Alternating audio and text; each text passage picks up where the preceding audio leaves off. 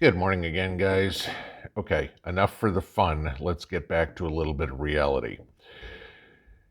All the times of you guys asking me, how do I explain to my neighbors? How do I explain to my kids, my parents, whatever it would be? I don't know how much information we can give them, but it's gotten ridiculous. And I mean, if people aren't waking up, I don't know what to tell them. All right.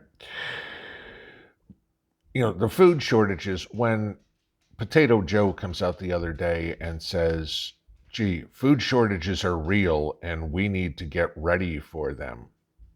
Okay, again, we've been saying this for God knows how long. Okay, but maybe the normies will go, gee, maybe I should, you know, okay, that they haven't noticed empty shelves at Walmart or the price of everything going through the roof or anything like that.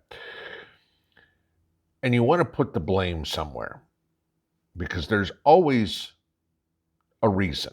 Okay. Nothing just happens because, no matter what your 5-year-old tells you. Of course, Biden and Psaki and Harris and everybody and Blinken and all try to say, well, it's all Russia's fault. It's all Russia's fault. And then a lot of people try to say, oh, it's all China's fault and it's all, whatever it would be. No. Flat out 100%.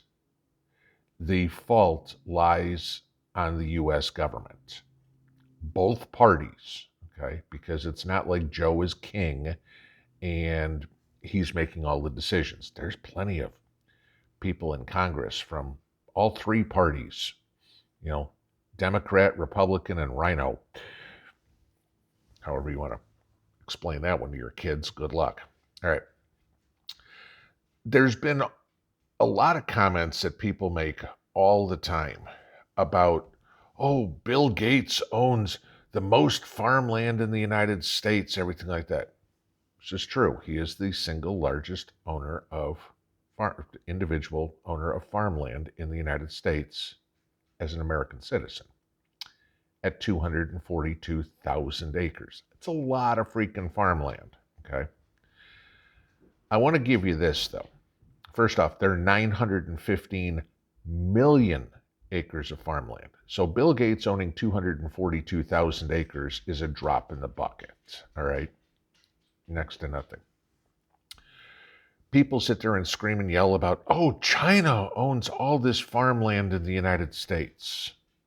China owns about 192,000 acres, less than Bill Gates, okay? And China owns the majority of the farmland they have because they bought out Smithfield. We all know that, the pork producer, all right?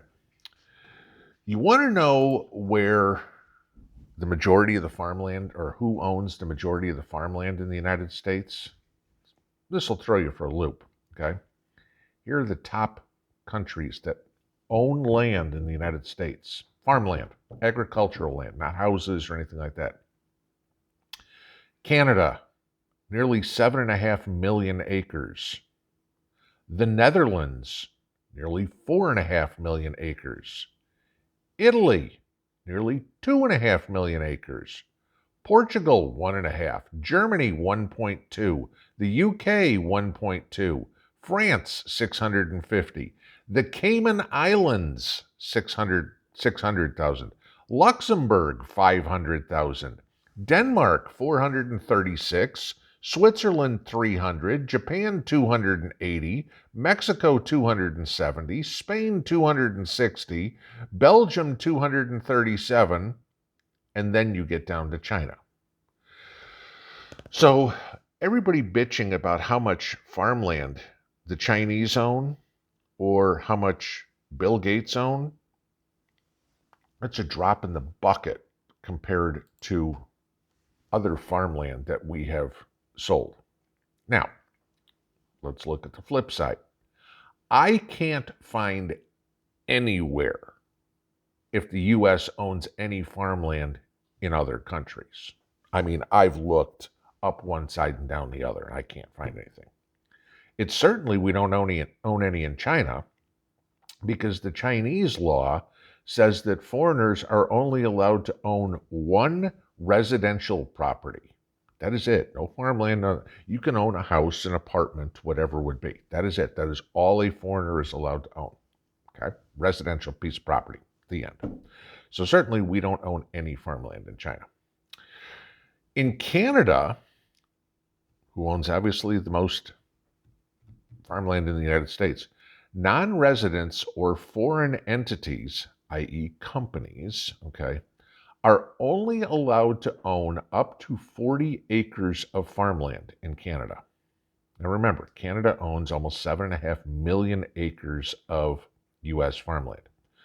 So if we owned an equivalent of 7.5 million acres of Canadian farmland, we would have to have at least 187,125 U.S.-owned farms in Canada.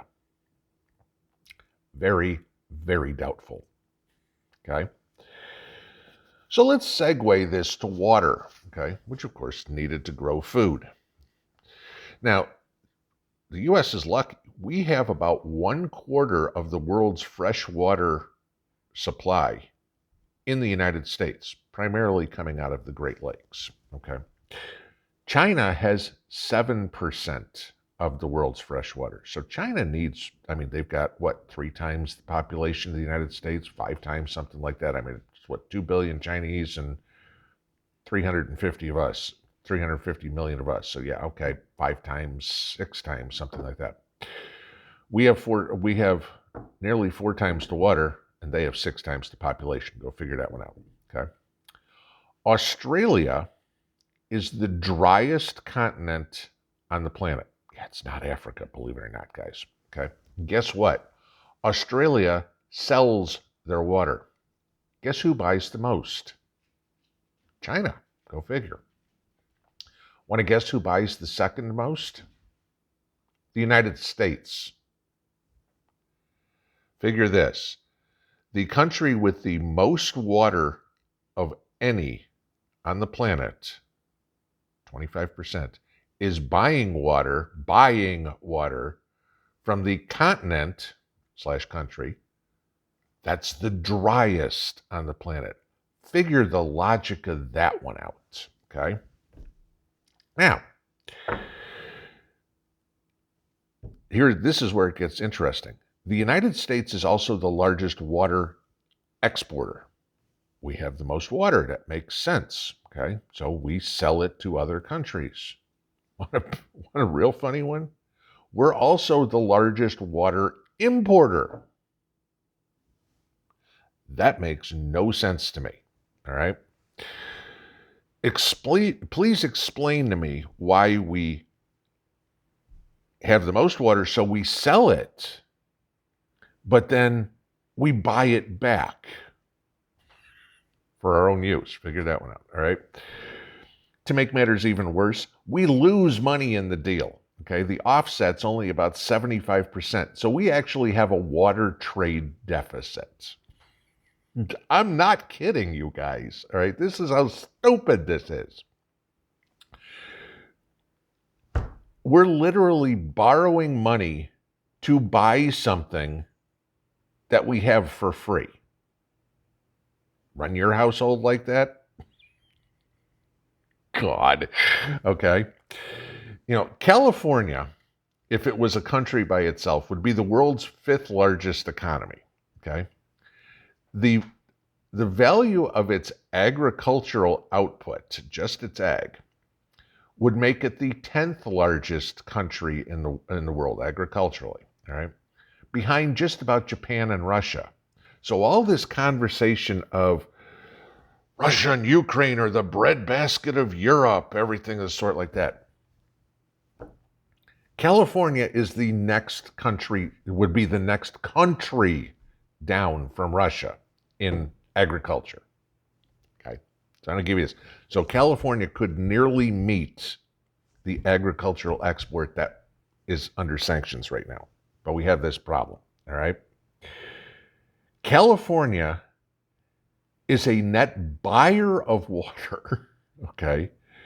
It needs to bring this in from all these distant, long, faraway places to irrigate their crops and support their population of about 40 million people. Like we need another reason to look at California as completely dysfunctional. I mean, this is serious stuff, guys. Okay, these are basic necessities: food, water. What's the other one? Shelter. Oh, let's see. House prices went up 16.9% in 2021. They're expected to go up 16.4% in 2022. Congratulations, house prices just went up over 30%, over 1/3 in the 2 years of the Biden administration. Gee, and you wonder why people can't afford to buy a house. Oh, so what'll they do? They'll rent instead, right? Hey, in 2021, we only saw a rent increase of 11%. Okay? Guess what it's so far, this is March in 2022. Oh, it's up another 24%. Ah, gee, when I add those together, we're up more than a third in rent, too. Wonder why all those people have to move back into mom and dad's basement? Okay. A, they're lazy, and B, that there's no way in the world they can afford all this rent, okay, or to buy a house. Food, water, shelter. Basic necessities of life. We don't have enough of any of it. And what we do have, we're selling to other people. Okay? There's not enough for us, so let's sell it to other people. Why? Because the government, that minuscule amount of people, gets the money, and we, the people, get screwed. What's left for us is prohibitively expensive. Y'all know that. Y'all been to the grocery store. Okay, y'all been to the gas pump. Okay. This is what our government is doing to us. This is what the Great Reset, the Green New Deal, Build Back Better, democratic socialism. This is what we get. Have I gotten your attention yet? Pinball out.